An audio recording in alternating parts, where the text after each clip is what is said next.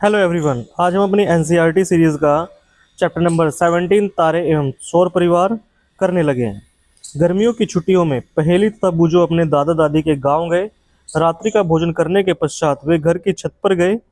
उस दिन आकाश स्वच्छ था, बादल नहीं थे। वे आकाश में अत्यधिक संख्या में चमकीले तारे देखकर आश्चर्यचकित हो उठे। अपने शहर में उन्होंने ऐसा सुंदर दृश्य कभी नहीं देखा था।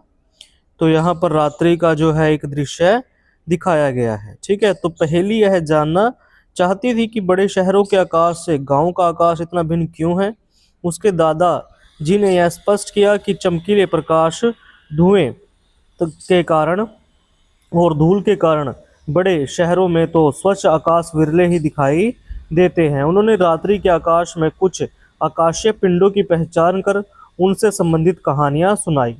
रात्रि के आकाश का अवलोकन करना चिताकर्षक नहीं वही हो सकता है जहां वातावरण स्वच्छ हो तथा चमकीला प्रकाश न हो। तो यहाँ पर क्या बताया है कि जो आपका जो रात्रि का आकाश है वो को अगर आप उसको देखोगे तो वो आपके मन को अट्रैक्ट करने वाला, आपके जो आपके माइंड को रिलैक्स करने वाला तब हो सकता है अगर वहाँ का वातावरण अच्छा होगा और जो वहाँ पर है ज़्यादा चमकीला प्रकाश ना ही होगा। तो किसी स्वच्छ अंधेरी रात्रि में आकाश की ओर दृष्टि डालिए। आपको समस्त आकाश में बिंदुओं के समान असंख्य तारे दिखाई देंगे, जिनमें बहुत चमकीले और कुछ अपेक्षाकृत मंद होते हैं। इनका सावधानीपूर्वक परीक्षण कीजिए। क्या ये सभी टिमटिमाते प्रतीत होते हैं? क्या आपको तारे जैसा कोई ऐसा पिंड दिखाई देता है जो टिमटिमा न रहा हो? तो इनमें जो पिंड टिमटिमाते नहीं दिखते वे ग्रह हैं। तो रात्रि के आकाश में सबसे अधिक प्रदीप्त पिंड चंद्रमा है। तारे, ग्रह, चंद्रमा तथा आकाश के बहुत सारे अन्य पिंड खगोलीय पिंड कहलाते हैं। तो खगोलीय पिंड कौन से होते हैं? जो रात्रि के आकाश में सबसे अधिक प्रदीप्त होते हैं। ठीक है, तो जिसमें क्या आ जाते हैं हमारे तारे है, ग्रह है, चंद्रमा है या आकाश के बहुत सारे अन्य पिंड हैं।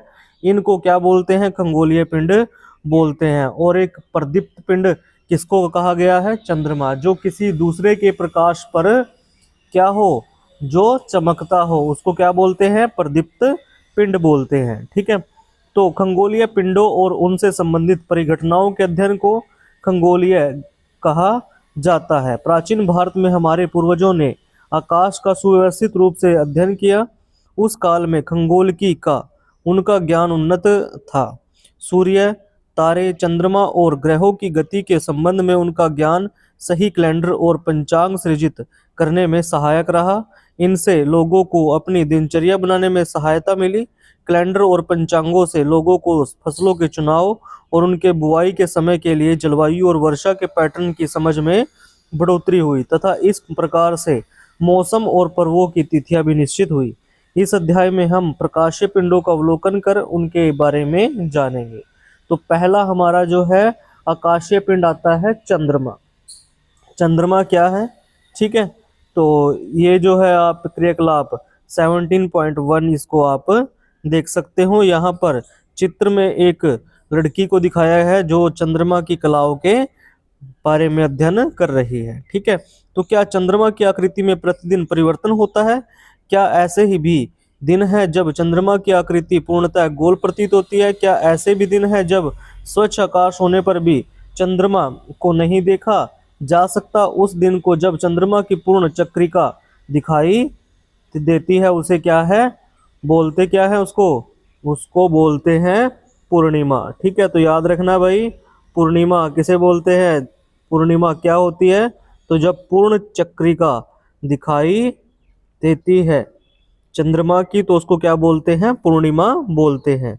तो इसके पश्चात प्रत्येक रात्रि को चंद्रमा का चमकीला भाग घटता चला जाता है। 15वें दिन चंद्रमा दिखाई नहीं देता।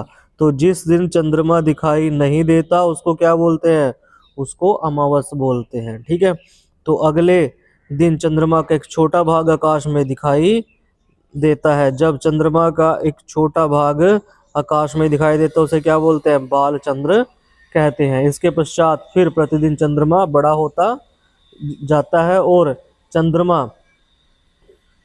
जो 15वें दिन है एक बार फिर से हमें चंद्रमा का पूरा दृश्य दिखाई पड़ता है, फिर वही क्या हो जाता है आपका पूर्णिमा का दिन कहलाता है। तो पूरे माह तक दिखाई देने वाले चंद्रमा की प्रदीप्त भाग की विभिन्न आकृतियों को चंद्रमा की कलाएं कहा जाता है। तो चंद्रमा की कलाएं कौन सी होती है? तो जो आपके पूरे माह तक हमें क्या दिखती है, जो प्रदीप्त भाग की विभिन्न आकृतियां दिखती है उनको क्या बोलते हैं? चंद्रमा की कलाएं बोलते हैं। ठीक है, तो चंद्रमा की कलाओं को हमारे सामाजिक जीवन में महत्वपूर्ण भूमिका है। भारत में लगभग सभी पर्वों को चंद्रमा की कलाओं के अनुसार मनाया जाता है। जैसे दिवाली को कब मनाते हैं? अमावस पर मनाते हैं। बुद्ध पूर्णिमा, गुरु नानक जयंती, ये सब कब मनाते हैं? पूर्णिमा में मनाते हैं। महाशिवरात्रि को शुक्ल पक्ष की त्रयोदशी को मनाया जाता है। बाल चंद्र शुक्ल पक्ष की प्रतिमा के दर्शन के अगले दिन क्या मनाते हैं? ईद उल फितर मनाते हैं। तो एक पूर्णिमा से दूसरी पूर्णिमा तक, ये आपके पास क्वेश्चन आ सकता है कि एक पूर्णिमा से दूसरी पूर्णिमा तक की अवधि कितनी होती है? 29 दिन से कुछ अधिक होती है। ठीक है, बहुत से कैलेंडरों में इस अवधि को क्या बोला जाता है? एक माह कहते हैं। ठीक है, तो अब क्वेश्चन आया बूझो का कि चंद्रमा अपनी आकृति में प्रतिदिन परिवर्तन क्यों करता है। तो आइए यह जानने का प्रयास करें कि चंद्रमा की कलाएं क्यों दिखाई देती है। तो अध्याय 16 में आपने यह पढ़ा है कि चंद्रमा सूर्य तथा अन्य तारों की भांति अपना जो है प्रकाश उत्पन्न नहीं करता है। तो चंद्रमा का अपना जो है वो प्रकाश नहीं होता, वो सूर्य के प्रकाश से क्या करता है? प्रदीप्त होता है। ये हमें क्या है? ऑलरेडी पता है। ठीक है, तो हमें चंद्रमा इसलिए दिखाई देता है क्योंकि यह अपने पर पड़ने वाले सूर्य के प्रकाश को हमारी ओर परावर्तित कर देता है। तो याद रखना भाई, क्या क्यों? क्योंकि ये किसकी वजह से होता है? परावर्तन की वजह से होता है। ठीक है, ये क्या कर देता है? सूर्य के प्रकाश को, जो उसके ऊपर सूर्य का प्रकाश पड़ा था, उसको हमारी ओर क्या कर देगा? परावर्तित कर देगा। इसलिए हम चंद्रमा के उसी भाग को देख पाते हैं जिस भाग से सूर्य का परावर्तित प्रकाश हम तक पहुंचता है। ठीक है, तो यहाँ पर एक क्रियाकलाप है, उसको आप कर सकते हो। ठीक है, ये आप पढ़ सकते हो अच्छे से। ठीक है, तो यहाँ पर जो है ये अभी आपकी चंद्रमा की स्थिति और उसकी कलाओं के बारे में बताया है। ठीक है, कि कैसे सूर्य का प्रकाश पड़ता है, कब वो जो है हमें किस अवस्था में दिखाई पड़ता है। ठीक है, तो याद रखिए चंद्रमा पृथ्वी की परिक्रमा करता है। पृथ्वी चंद्रमा सहित सूर्य की परिक्रमा करती है। तो पृथ्वी चंद्रमा के साथ सूर्य की परिक्रमा करते हुए ये आपको क्या है? चित्र 17.6 में दिखाई है। तो चंद्रमा जो है वो परिक्रमा करता है किसकी?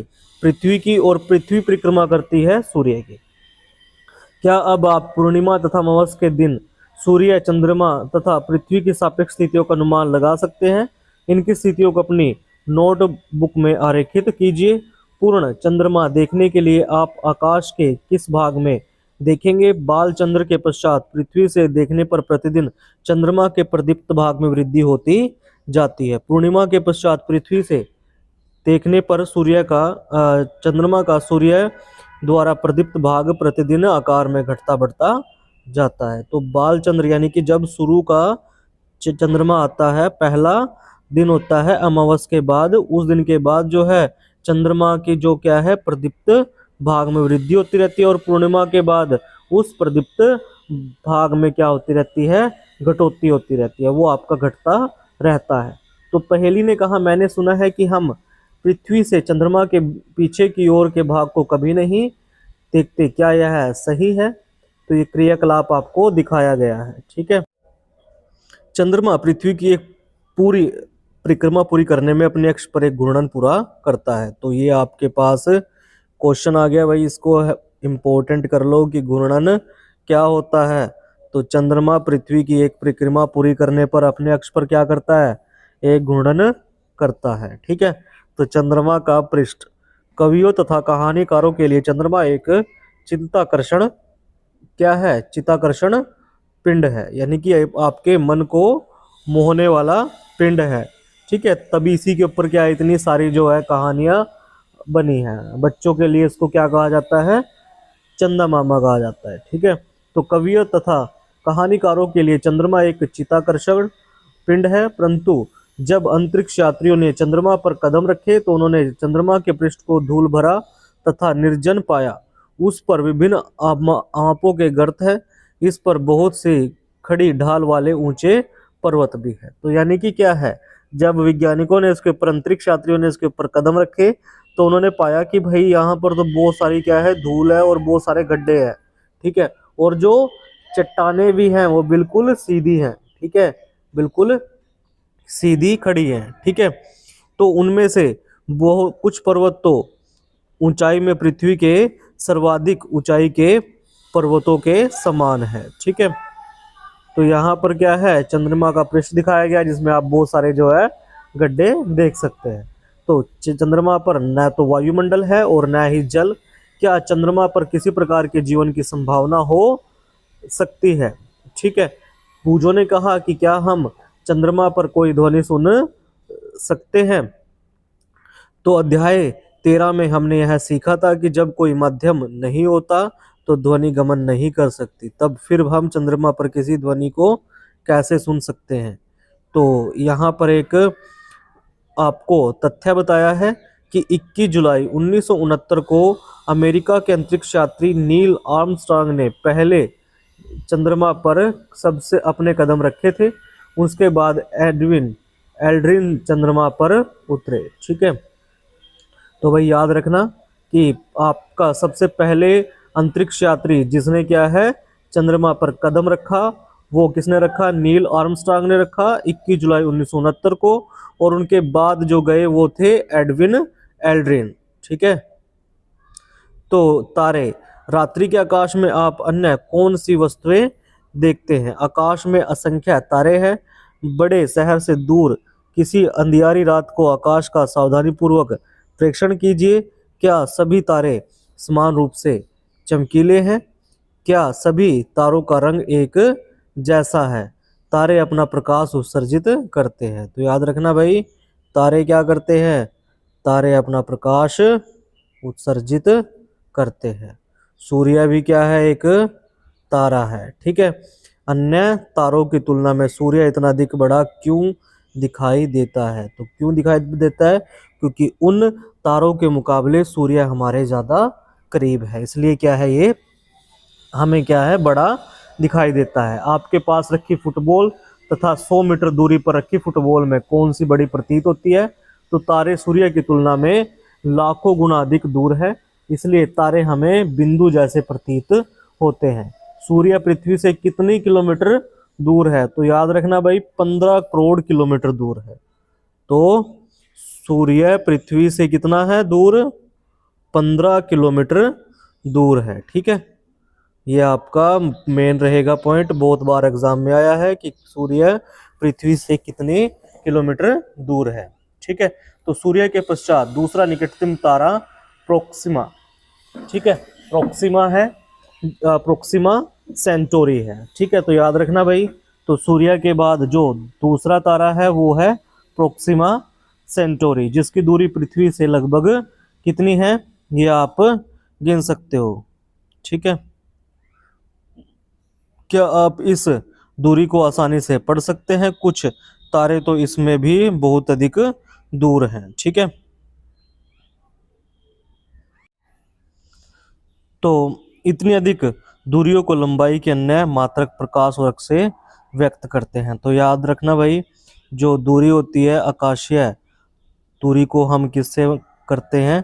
प्रकाश वर्ष से व्यक्त करते हैं। यह प्रकाश द्वारा 1 वर्ष में चली गई दूरी है। ठीक है, तो जो आपकी प्रकाश द्वारा 1 वर्ष में चली गई दूरी को क्या बोलते हैं? प्रकाश वर्ष कहते हैं। तो याद कीजिए, प्रकाश की चाल कितनी होती है?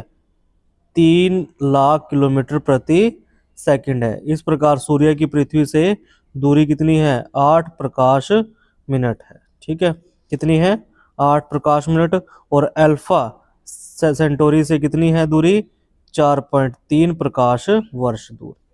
ठीक है, 4.3 प्रकाश वर्ष दूर क्या है हमारा? अल्फा सेंटोरी है, जो सूर्य के बाद निकटतम ग्रह जो है हमारा तारा है। ठीक है, तो यहाँ पर पहेली ने कहा यदि तारों का प्रकाश हमारे पास तक पहुंचने में वर्षों का समय लेता है, तो तारों को देखते समय क्या हम अपने अतीत को देख रहे होते हैं? तो बूझो ने कहा, मैं यह जानना चाहता हूं कि हम दिन के समय तारों को क्यों नहीं देख पाते, वे हमें रात में ही क्यों दिखाई देते हैं। ठीक है, तो यहाँ पर वास्तव में दिन के समय भी आकाश में तारे होते हैं, तथापि हम उस समय सूर्य के तीव्र प्रकाश के कारण उन्हें नहीं देख पाते। तो क्या कहा उसने कि दिन के समय भी क्या होते हैं, आकाश में तारे होते हैं, बट सूर्य का जब तीव्र प्रकाश होता है तो इसलिए हमें जो है तारे जो है दिखाई नहीं देते। कुछ प्रमुख तारों अथवा तारों के समूह का आकाश में लगभग 2 घंटे अथवा अधिक समय तक प्रेक्षण कीजिए। आपको क्या लगता है कि आप आकाश में तारों की स्थितियों में कोई परिवर्तन होता हुआ पाते हैं? तो आप यह पाएंगे कि तारे पूर्व से पश्चिम की ओर गति करते प्रतीत होते हैं। तो तारे कहाँ से कहाँ? पूर्व से पश्चिम की ओर गति करते प्रतीत होते हैं। कोई तारा जो सूर्यास्त होते ही सूर्य पूर्व में उदय होता है, सामान्यतः सूर्योदय से पहले ही पश्चिम में अस्त हो जाता है। ठीक है, तो तारे पूर्व से पश्चिम की ओर गति क्यों करते हैं, आइए पता लगाइए। किसी बड़े कमरे के बीच में खड़े होकर घूर्णन कीजिए। कमरे में रखी वस्तुएं किस दिशा में गति करती प्रतीत होती है? क्या आप उन वस्तुओं को अपनी गति के विपरीत दिशा में गतिमान कर पाते हैं? तो पहेली याद करती है कि जब वह किसी चलती रेलगाड़ी में होती है तो निकट के वृक्ष तथा भवन पीछे की दिशा में जाते प्रतीत होते हैं। यदि हमें तारे पूर्व से पश्चिम की ओर गमन करते प्रतीत होते हैं तो इसका अर्थ है कि पृथ्वी पश्चिम से पूर्व दिशा में घूर्णन करती है। तो मैं समझा कि हमें सूर्य पूर्व में उदय होता तो पश्चिम में अस्त होता क्यों प्रतीत होता है। ऐसा पृथ्वी के अपने अक्ष पर पश्चिम से पूर्व की दिशा में घूर्णन करने के कारण होता है। तो याद रखना भाई, क्यों होता है ऐसा?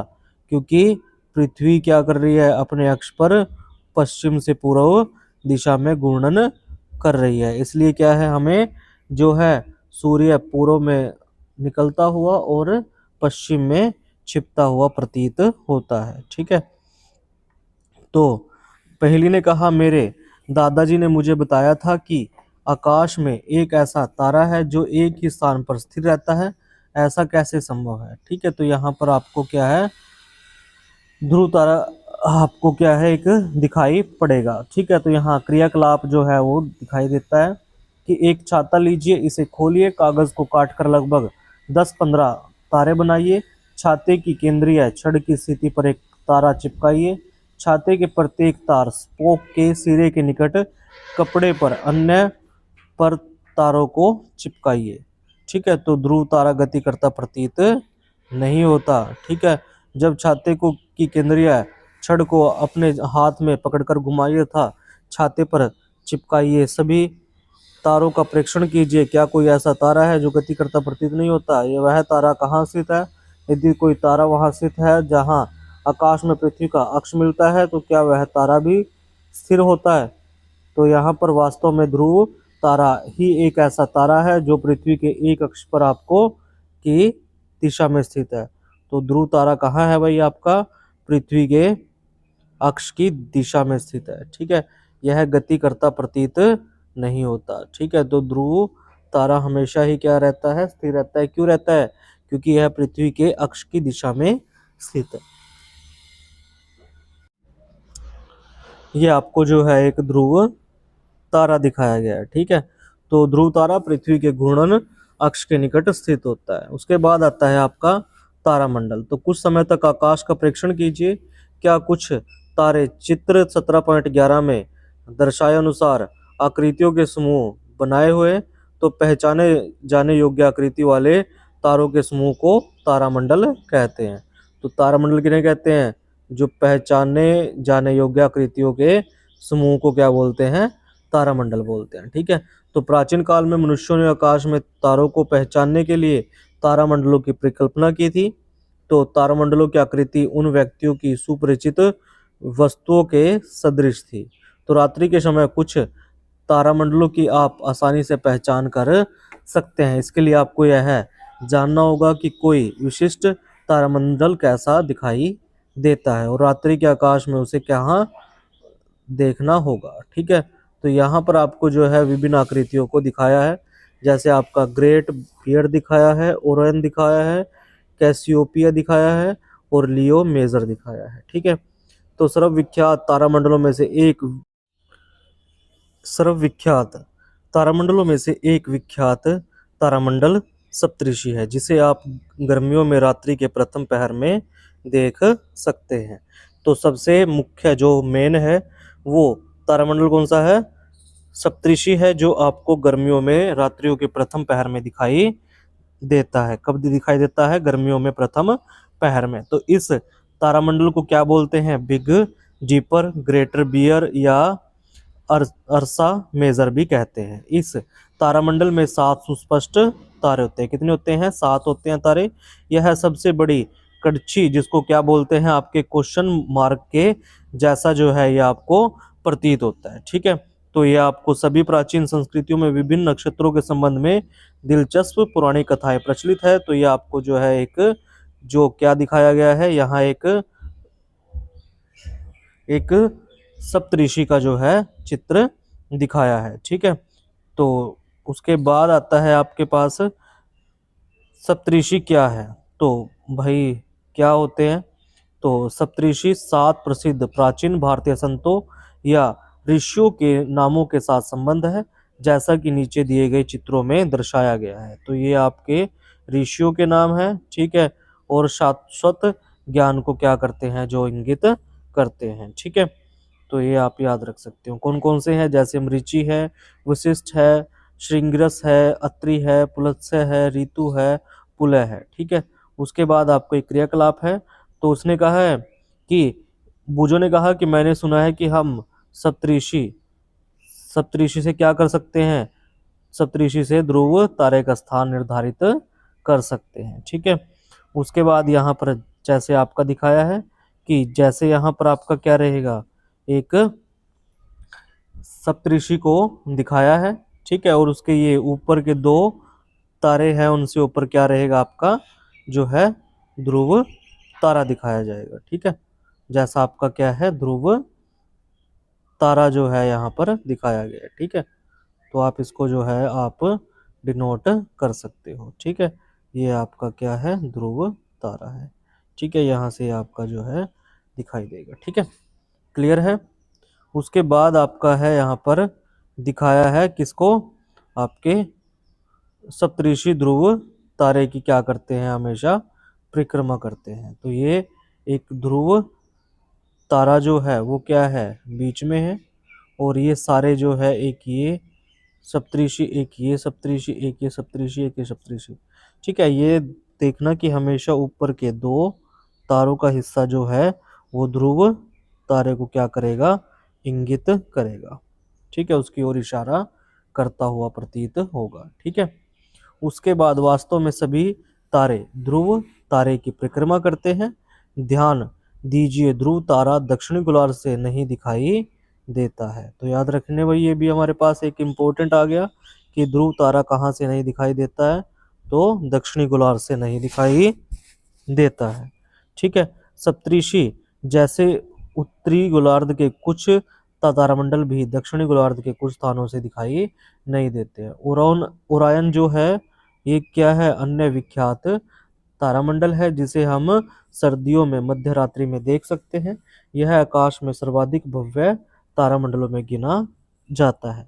इसमें भी 7 अथवा 8 चमकीले ग्रह होते ओ सॉरी तारे होते हैं। कितने होते हैं ओरायन में? 7 अथवा 8 चमकीले तारे होते हैं। ठीक है, ओरायन को क्या बोलते हैं? शिकारी भी बोलते हैं। ठीक है, क्या बोलते हैं? शिकारी भी बोलते हैं। इसके मध्य क्या है? 3 तारे शिकारी की बेल्ट को निरूपित करते हैं। कितने करते हैं? 3 तारे जो होते हैं वो शिकारी की बेल्ट को निरूपित करते हैं। जैसे ये क्या है आपका दिखाया है, ये क्या कर रहा है? बेल्ट को निरूपित कर रहा है।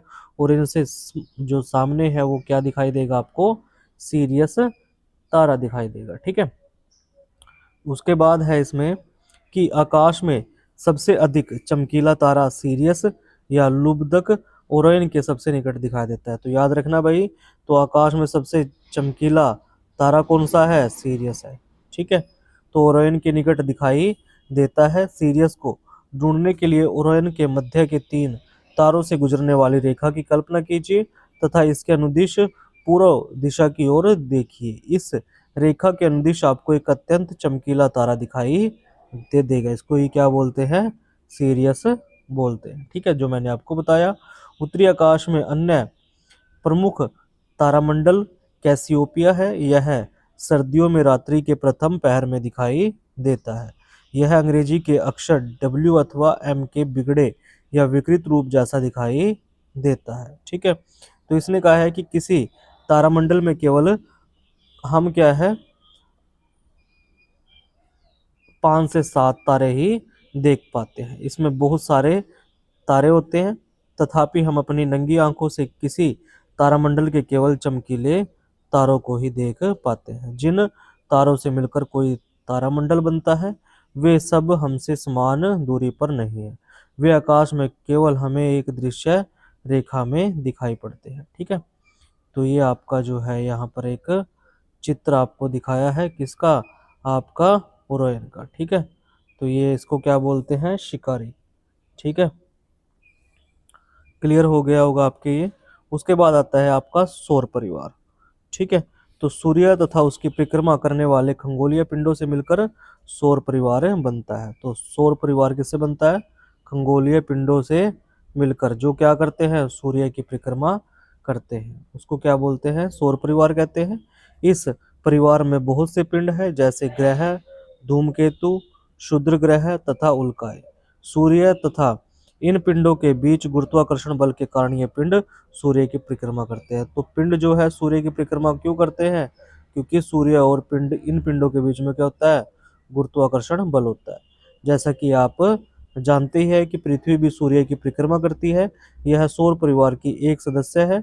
यह एक ग्रह है। इसके अतिरिक्त 7 अन्य ग्रह हैं जो सूर्य की परिक्रमा करते हैं। सूर्य से दूरी के अनुसार इनके क्रम इस प्रकार है, जैसे बुध, शुक्र, पृथ्वी, मंगल, बृहस्पति, शनि, यूरेनस और नेपच्यून। ठीक है, तो ये आपका जो है सौर परिवार का चित्र दिखाया है, जिसमें सबसे निकट का ग्रह कौन सा है? वो है बुध ग्रह। ठीक है, उसके बाद शुक्र, उसके बाद पृथ्वी, उसके बाद मंगल, उसके बाद बृहस्पति, उसके बाद आपका शनि, उसके बाद आपका यूरेनस और उसके बाद आपका नेपच्यून। ठीक है, तो ये आपको जो है चित्र में दिखाई दिए हैं। ठीक है, उसके बाद सौर परिवार का योजनावृत दृश्य जो आपको देखा है। ठीक है, तो इसने कहा है कि क्या आप जानते हैं कि सन 2006 तक सौर परिवार में 9 ग्रह थे। प्लूटो और सौर परिवार का सूर्य से दूरतम ग्रह था और 2006 में अंतर्राष्ट्रीय खगोल संघ ने ग्रह की नई परिभाषा को बनाया। इसके अनुसार प्लूटो ग्रहों की श्रेणी में नहीं आता है। ये सौर परिवार का ग्रह नहीं है। अब जो है कितने रह गए? 8। इसको क्या है? बोने ग्रह की श्रेणी में रख दिया गया है। ठीक है, किसको? प्लूटो को। ठीक है, बट इसके ऊपर कोई इफेक्ट नहीं पड़ा। ये आज भी क्या है? सूर्य का चक्कर लगा रहा है। ठीक है, सूर्य सबसे निकटतम तारा है। यह निरंतर विशाल मात्रा में ऊष्मा तथा प्रकाश उत्सर्जित कर रहा है। पृथ्वी की लगभग समस्त ऊर्जा का स्रोत सूर्य है। तो पृथ्वी की समस्त ऊर्जा का स्रोत क्या है? सूर्य है। वास्तव में सभी ग्रहों की ऊष्मा, सभी ग्रहों को जो ऊष्मा और प्रकाश की ऊर्जा का प्रमुख स्रोत ही क्या है? सूर्य है। ठीक है, उसके बाद है ग्रह। ग्रह तारों की भांति प्रतीत होते हैं। ठीक है, ग्रह हैं वो तारों की भांति प्रतीत होते हैं, परंतु ग्रहों में अपना प्रकाश नहीं होता। ठीक है, जो ग्रह होते हैं वो तारे के जैसे ही प्रतीत होते हैं, पर उनका अपना प्रकाश नहीं होता। वे केवल अपने ऊपर पड़ने वाले सूर्य के प्रकाश को क्या कर देते हैं? परावर्तित करते हैं। क्या आप तारों तथा ग्रहों में भेद कर सकते हैं? तो ग्रहों और तारों में अंतर करने की सरलतम विधि है कि तारे क्या करते हैं? हमेशा टिमटिमाते हैं। तारे क्या करते हैं? टिमटिमाते हैं, जबकि ग्रह जो है ऐसा नहीं करते। तारों की अपेक्षा सभी ग्रहों की स्थिति भी क्या होती रहती है? बदलती रहती है। ठीक है, जैसे ग्रह अपनी स्थिति बदलते हैं, तो उसी के सापेक्ष क्या है? तारे भी अपनी स्थिति बदलते रहते हैं। प्रत्येक ग्रह एक निश्चित पथ पर सूर्य की परिक्रमा करता है। ठीक है, हर ग्रह जो है एक निश्चित पथ के ऊपर सूर्य की क्या करेगा, परिक्रमा करेगा। इस पथ को क्या कहेंगे, कक्षा कहेंगे। ठीक है, किसी भी ग्रह द्वारा सूर्य की परिक्रमा पूरी करने में लगने वाले समय को उस ग्रह का परिक्रमण काल कहते हैं। तो परिक्रमण काल किसे कहते हैं, तो एक ग्रह द्वारा सूर्य की परिक्रमा पूरी करने में लगा हुआ समय, उसको क्या बोलते हैं, परिक्रमण काल कहते हैं। तो ग्रहों की सूर्य से दूरी बढ़ने पर उनके परिक्रमण काल में भी वृद्धि हो जाती है। तो ग्रहों की सूर्य से जैसे दूरी बढ़ेगी वैसे उनके परिक्रमण काल में भी वृद्धि होगी। ठीक है, तो बोजो ने कहा, मैं यह जानना चाहता हूं कि सूर्य की परिक्रमा करते समय ग्रहों की टक्कर क्यों नहीं होती। क्योंकि वो अपनी कक्षा में क्या करते हैं, चक्कर लगाते हैं, इसलिए उनकी क्या है, कभी भी टक्कर नहीं होती। अपने 4-5 मित्रों के साथ खेल के मैदान में जाइए। चित्र 17.8 में दर्शाए अनुसार 1 मीटर, 1.8 मीटर, 2.5 मीटर, 3.8 मीटर त्रिज्या के सकेंद्री वृत्त खींचिए। अपने किसी एक मित्र से केंद्र पर खड़े होकर सूर्य को निरूपित करने के लिए कहिए। आपके अन्य मित्र बुध, शुक्र, पृथ्वी, मंगल को निरूपित कर सकते हैं। अपने मित्रों से अपनी कक्षाओं में वामवृत्त दिशा में सूर्य की परिक्रमा करने के लिए कहिए। क्या आपकी उनकी एक दूसरे से टक्कर हो रही है, तो आप इस क्रियाकलाप को कर सकते हैं। तो सूर्य की परिक्रमा करने के साथ साथ ग्रह लट्टू की भांति अपने अक्ष पर घूर्णन भी करते हैं। तो याद रखना भाई, सूर्य की परिक्रमा करने के साथ साथ ग्रह जो है वो लट्टू की भांति अपने अक्ष पर घूर्णन भी करते हैं। ठीक है, अपने अक्ष पर क्या करते रहेंगे, घूमते रहेंगे। किसी भी ग्रह द्वारा एक घूर्णन पूरा करने में लगने वाले समय को उसका घूर्णन काल कहेंगे। ठीक है, तो एक जो घूर्णन पूरा करने में उसको जो कितना समय लगा उसको क्या कहेंगे, घूर्णन काल कहेंगे। ठीक है, उसके बाद यहाँ पर आपको एक ग्रह जो है कैसे अपने अक्ष पर घूमता है, इसको क्या है, एक लट्टू की सहायता से दिखाया गया है। ठीक है, तो कुछ ग्रहों के ज्ञात उपग्रह है, जैसे पृथ्वी का उपग्रह कौन सा है, चंद्रमा है, जो उनकी परिक्रमा करते हैं। किसी खगोलीय पिंड की परिक्रमा करने वाले अन्य खगोलीय पिंडों को पहले अपने खगोलीय पिंड का उपग्रह कहते हैं। ठीक है, किसी खगोलीय पिंड की परिक्रमा करने वाले जो अन्य खगोलीय पिंड होते हैं उनको क्या कहते हैं, उपग्रह कहते हैं। यानी कि ग्रहों की परिक्रमा करने वालों को क्या कहा जाता है, उपग्रह कहा जाता है। तो पृथ्वी सूर्य की परिक्रमा करती है, क्या इस कारण से पृथ्वी सूर्य का उपग्रह है, तो पृथ्वी को सूर्य का उपग्रह कहा जा सकता है। यद्यपि सामान्यतः हम इसे सूर्य का ग्रह कहते हैं। ग्रहों की परिक्रमा करने वाले पिंडों के लिए उपग्रह शब्द का प्रयोग हुआ है। तो याद रखना, ग्रहों की परिक्रमा करने वाले पिंड क्या कहलाते हैं, उपग्रह कहलाते हैं। तो चंद्रमा पृथ्वी का उपग्रह है। बहुत से मानव निर्मित उपग्रह पृथ्वी की परिक्रमा कर रहे हैं, इन्हें क्या है, कृत्रिम उपग्रह कहते हैं। ठीक है, जो आपके मानव निर्मित उपग्रह है जो पृथ्वी की परिक्रमा कर रहे हैं उनको कृत्रिम उपग्रह कहते हैं। ठीक है, और जो आपका चंद्रमा है जो पृथ्वी की परिक्रमा कर रहा है उसको क्या कहेंगे, प्राकृतिक उपग्रह कहेंगे। तो प्राचीन भारत में खगोलीय की तो लगभग 4000 वर्ष पुराने ऋग्वेद में प्राचीन भारत की खगोलकी का उल्लेख है। खगोलकी में कई भारतीय विद्वानों का योगदान रहा है। मुख्यतः ज्ञात खगोलिकों में से एक आर्यभट्ट है। तो आर्यभट्ट ने क्या किया, तो इनकी जो एक रचना आई वो क्या थी, आर्यभट्टिया। ठीक है, जिसे उन्होंने 23 वर्ष की आयु में 499 सीई में लिखा था। उनके द्वारा परिकलित पृथ्वी के व्यास का मान वर्तमान में ज्ञात मान के निकट है। जितना उन्होंने पृथ्वी का व्यास उसमें परिकलित किया है उसके निकट ही है। तो पृथ्वी अचल है। ठीक है, पृथ्वी अचल है के प्रचलित मान्यता के विपरीत आर्यभट्ट ने बताया कि पृथ्वी क्या है, गोल है। ठीक है, आर्यभट्ट ने कहा कि पृथ्वी गोल है और अपने अक्ष पर घूर्णन करती है। पृथ्वी के नक्षत्र काल के लिए उनका अनुमानित मान कितना था, 23 घंटे 56 मिनट और 4.1 सेकंड वर्तमान में ज्ञात मान के बहुत निकट है। चंद्रमा तथा ग्रह सूर्य के प्रकाश के परावर्तन के द्वारा चमकते प्रतीत होते हैं, ऐसा भी उन्होंने ही प्रतिपादित किया था। ठीक है, तो उन्होंने चंद्र तथा सूर्य ग्रहण की भी वैज्ञानिक व्याख्या दी। जब पृथ्वी की छाया चंद्रमा पर पड़ती है तो चंद्रमा ग्रह की परिघटना शुरू होती है। ठीक है, तब क्या होती है, चंद्र ग्रहण की परिघटना शुरू होती है। कब होती है, जब पृथ्वी की छाया चंद्रमा पर पड़ती है। ठीक है, तो जब चंद्रमा की छाया पृथ्वी पर पड़ती है तो सूर्य ग्रहण की परिघटना होती है। आर्यभट्ट के अनुसार पृथ्वी और चंद्रमा के बीच की दूरी का मान वर्तमान में ज्ञात दूरी के बहुत बराबर है। ठीक है, तो ये हमने आर्यभट्ट के बारे में पढ़ा। ठीक है भाई, उसके बाद आता है हमारा बुध। बुध ग्रह सूर्य से निकटतम ग्रह है। यह हमारे सौर परिवार का लघुत्तम ग्रह है क्योंकि बुध सूर्य के अत्यधिक निकट है। अतः अधिकांश समय तक सूर्य की चकाचौंध में छिपे रहने के कारण इसका परीक्षण करना अत्यंत कठिन है। तो बुध जो है सूर्य का सबसे निकटतम ग्रह है। ठीक है, और सब हमारे सौर परिवार का क्या है, लघुत्तम ग्रह है।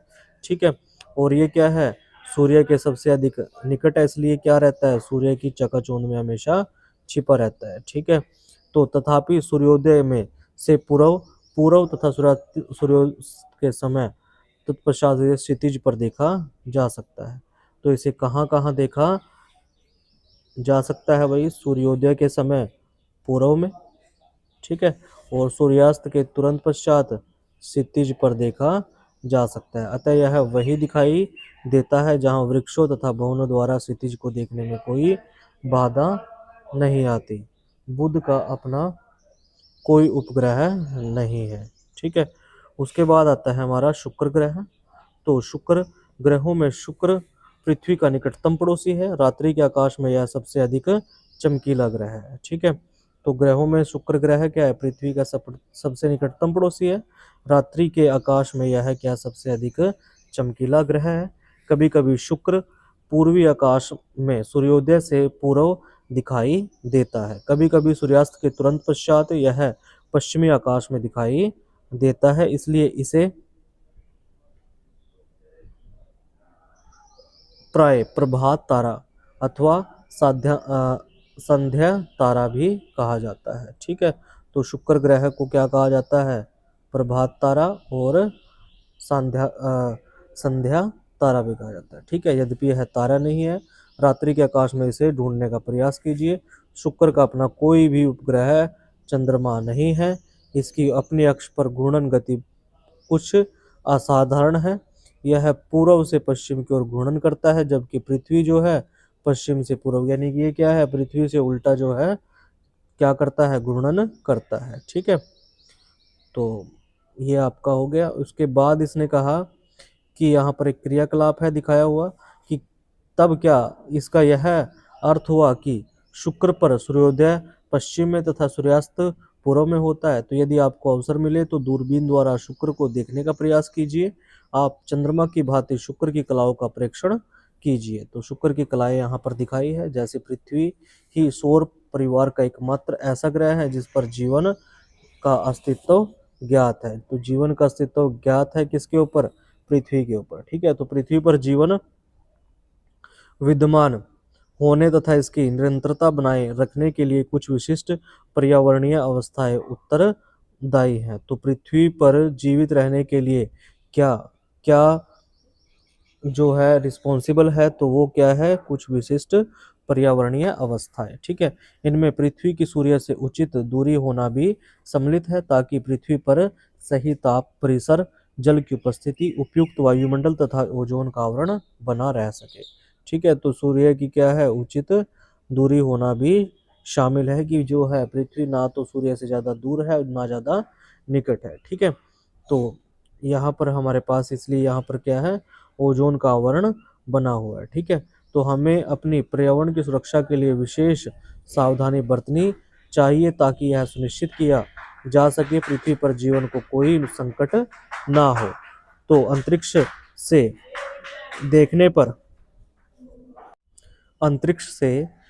पर पृथ्वी के पृष्ठ पर जल तथा भूमि से प्रकाश के परावर्तित होने के कारण वह नीली हरी प्रतीत होती है। ठीक है, किसके वजह से, पृथ्वी पर पृष्ठ पर क्या है, जल है और भूमि से प्रकाश के परावर्तन के होने के कारण हमें क्या है, पृथ्वी नीली और हरी प्रतीत होती है। तो पृथ्वी का घूर्णन अक्ष इसकी कक्षा के तल के लंबवत नहीं है। इसका अपने अक्ष पर झुकाव पृथ्वी पर ऋतु परिवर्तन के लिए उत्तरदायी है। क्यों जो पृथ्वी के ऊपर ऋतु परिवर्तित क्यों होते हैं? क्योंकि इसका अपने अक्ष पर क्या है? झुकाव है। पृथ्वी का केवल एक ही उपग्रह है, चंद्रमा। ठीक है। उसके बाद यहाँ पर मंगल। मंगल क्या है? तो अगला जो ग्रह है पृथ्वी के बाद, वो जो पृथ्वी की कक्षा के बाहर का पहला ग्रह है वह है मंगल। ठीक है। जो पृथ्वी की कक्षा के बाहर का पहला ग्रह है वह मंगल है। यह हल्का सा कैसा लगता है? रक्ताम प्रतीत होता है। इसलिए इसको क्या बोलते हैं? लाल ग्रह भी बोलते हैं, क्योंकि इसका जो पृष्ठ है वो हमें कैसा दिखाई देता है? लाल दिखाई देता है। तो मंगल के दो छोटे प्राकृतिक उपग्रह हैं। ठीक है। तो मंगल के दो प्राकृतिक उपग्रह बताए गए हैं। तो भारतीय अंतरिक्ष अनुसंधान संगठन इसरो ने भारत का पहला मंगल अक्षित्र या ऑर्बिटर मिशन मंगलयान 5 नवंबर 2013 को प्रेक्षित किया था। कब किया था भाई? 5 नवंबर 2013 को। यह 24 सितंबर 2014 को मंगल की कक्षा में सफलतापूर्वक पहुंच गया। इस प्रकार भारत अपने प्रथम प्रयास में ही इस कार्य को करने वाला विश्व में पहला देश बन गया। ठीक है। तो आगे है हमारा बृहस्पति। बृहस्पति क्या है? बृहस्पति सौर परिवार का सबसे बड़ा ग्रह है।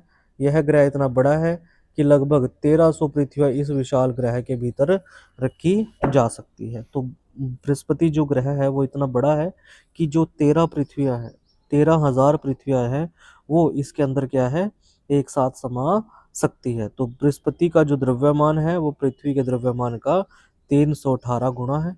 यह अपने अक्ष पर अत्यधिक तीव्र गति से घूर्णन करता है। ठीक है। तो आप पृथ्वी के विषुवत वृत्त से परिचित है। विषुवत वृत्त के तल को पृथ्वी का विषुवतीय तल कहते हैं। वह तल जिसमें पृथ्वी सूर्य की परिक्रमा करती है उसे पृथ्वी का कक्षीय तल कहते हैं। यह दोनों तल एक दूसरे को 23.5 डिग्री के कोण पर झुके हैं। इसका तात्पर्य है कि पृथ्वी का अक्ष अपने कक्षीय तल से 66.5 डिग्री के कोण पर झुका है। ठीक है। तो यहाँ पर आपको जो है यहाँ एक पृथ्वी के अक्ष पर घूर्णन करते हुए दिखाया गया है। ठीक है। कैसे जो है पृथ्वी का कक्षीय तल जो है वो झुका हुआ है। ठीक है। तो मेरी यह धारणा है कि यदि एक इतनी बड़ी गेंद ले जिसमें लगभग 1300 मीटर के मटर के दाने समा सके तो यह गेंद बृहस्पति को निरूपित करेगी तथा मटर का दाना पृथ्वी को निरूपित करेगा। ठीक है। तो यहाँ पर बृहस्पति और उसके 4 बड़े ग्रह उपग्रह जो है वो दिखाए गए हैं। ठीक है। एक ये है उपग्रह, एक ये है, एक ये है, एक ये है। ये हमारा बृहस्पति है जो 1300 पृथ्वी को अपने अंदर समा सकता है और जिसका द्रव्यमान जो है पृथ्वी के द्रव्यमान से कितना अधिक है? 318 गुना अधिक है। ठीक है। तो बृहस्पति के बहुत से प्राकृतिक उपग्रह हैं। इसके चारों ओर धुंधले वलय भी है। आकाश में अत्यधिक चमकीला प्रतीत होने के कारण आप इसे आसानी से पहचान सकते हैं। यदि आप इसका परीक्षण दूरबीन की सहायता से करें तो आप इसके 4 बड़े चंद्रमा भी देख सकते हैं। ठीक है। उसके बाद आता है शनि। शनि क्या है? पहली के बृहस्पति के परे शनि है जो रंग में पीला सा प्रतीत होता है। तो शनि कैसा प्रतीत होता है? रंग में पीला प्रतीत होता है। इस ग्रह के रमणीय वलय इसे सौर परिवार में अद्वितीय बनाते हैं। यह वलय नंगी आंखों से दिखाई नहीं देते। आप छोटे दूर दर्शक द्वारा इसका प्रेक्षण कर सकते हैं। ठीक है। कैसे कर सकते हैं? छोटे दूर दर्शक द्वारा। तो शनि के भी बहुत से प्राकृतिक उपग्रह हैं। शनि के बारे में एक रोचक बात यह है कि सभी ग्रहों में यह सबसे कम सघन है। इसका घनत्व जल के घनत्व से भी कम है। तो इसका जो घनत्व होता है वो जल के घनत्व से भी कम होता है। ठीक है। उसके बाद है यूरेनस और नेपच्यून। तो ये सौर परिवार के बाहरतम ग्रह हैं। ठीक है। सौर परिवार के बाहरतम ग्रह कौन से हैं? यूरेनस और नेपच्यून। इन्हें केवल बड़े दूरदर्शकों की सहायता से ही देखा जा सकता है। शुक्र की भांति यूरेनस भी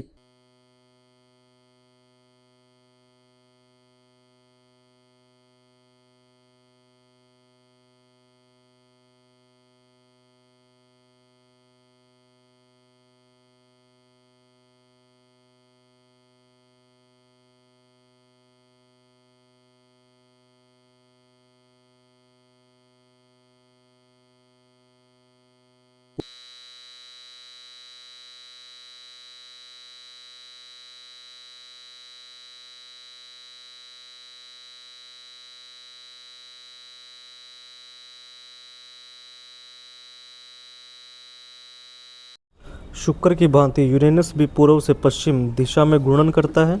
इसकी विलक्षण विशेषता इसका अत्यधिक झुका घूर्णन अक्ष है। ठीक है, तो शुक्र की विशेषता क्या है?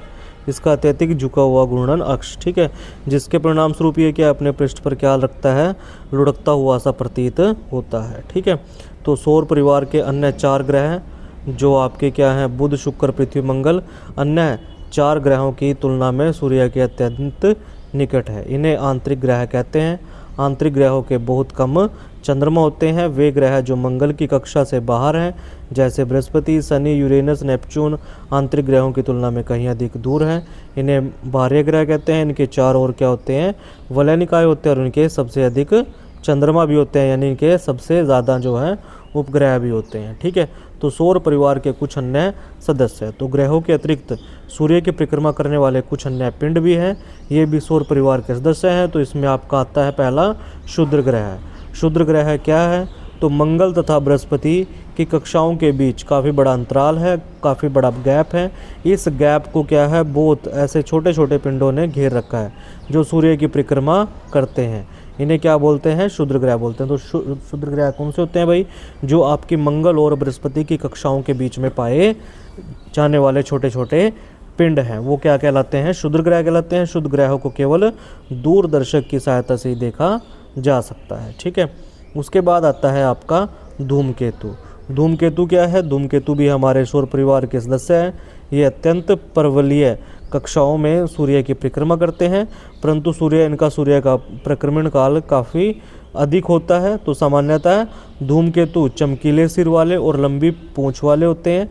जैसे जैसे कोई धूमकेतु सूर्य के समीप आता है, इसकी पूंछ आकार में बढ़ती जाती है। किसी धूमकेतु की पूंछ सदैव सूर्य की से क्या होती है? हमेशा परे होती है। ठीक है, ये अपोजिट डायरेक्शन में चलती है, ये जैसा आपका यहाँ पर दिखाया गया है धूमकेतु को। ठीक है, ये आपका दिखाया गया। ठीक है, उसके बाद आता है आपका ऐसे बहुत से धूमकेतु ज्ञात हैं जो समय समय पर एक निश्चित काल अंतराल पर दृष्टिगोचर होते हैं। हेलेका धूमकेतु एक ऐसा ही धूमकेतु है जो लगभग हेलेका जो धूमकेतु एक ऐसा धूमकेतु है जो लगभग हर 76 वर्ष के अंतराल में दिखाई देता है। इसे 1986 में पहली बार देखा गया था। क्या आप बता सकते हैं कि पहली बार हेलेका धूमकेतु कब देखा गया? तो इसमें अंधविश्वास है। इसको आप कई बार इसको जो है हम युद्ध के साथ, महामारी के साथ, बाढ़ के साथ क्या है मान लेते हैं कि ये अगर कुछ होगा तो आपको जो है धूमकेतु दिखाई देगा, बट ऐसा कुछ नहीं है, इसका कोई औचित्य नहीं बनता है। उल्काएं और उल्कापिंड, तो रात्रि के समय जब आकाश साफ होता है तो चंद्रमा भी नहीं दिखाई दे रहा हो तो आप कभी कभी आकाश में प्रकाश की एक चमकीली धारी सी देखते हैं। इसको क्या बोलते हैं? शूटिंग स्टार बोलते हैं। ठीक है, या टूटता तारा कहते हैं। यद्यपि यह तारा नहीं है, ये क्या होते हैं? उल्का होते हैं। ठीक है, ये क्या होते हैं? छोटे पिंड होते हैं जो यदा कदा पृथ्वी के वायुमंडल में प्रवेश कर जाते हैं। उस समय इनकी अति उच्च चाल होती है, तो वायुमंडलीय घर्षण के कारण ये तप्त होकर जल उठते हैं। यानी कि घर्षण की वजह से क्या है? ये गर्म होकर क्या है? इनके अंदर आग लग जाती है और ये इनके अंदर जो है वो जो है ये चमक क्या करते हैं?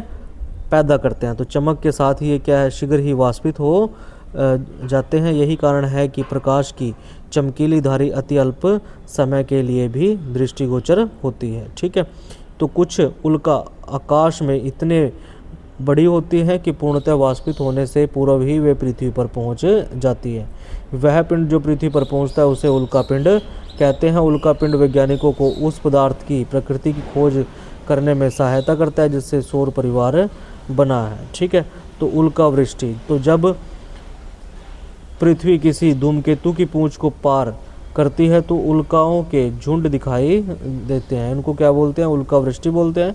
कुछ उल्कावृष्टि नियमित समय अंतराल पर हर वर्ष होती है।